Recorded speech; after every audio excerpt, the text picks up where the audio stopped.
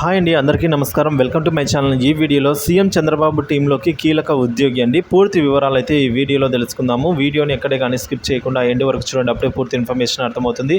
అలాగే వీడియోకి ఒక లైక్ చేయండి ఫ్రెండ్స్. ఇక విషయానికి వచ్చినట్లయితే సీఎం చంద్రబాబు పేషీలోకి మరో కొత్త ఐఏఎస్ రాబోతున్నారండి. యూపీ క్యాడర్కు చెందిన ఐఏఎస్ ఏవి రాజమౌళి సోమవారం రిపోర్టు చేయనున్నారండి. ఆయన డిప్యూటేషన్ అపాయింట్మెంట్స్ కమిటీ ఇప్పటికే సమ్మతించింది. రాబోయే 3 ఏళ్ల పాటు ఏపీలో పనిచేసేందుకు అనుమతినైతే ఇచ్చింది.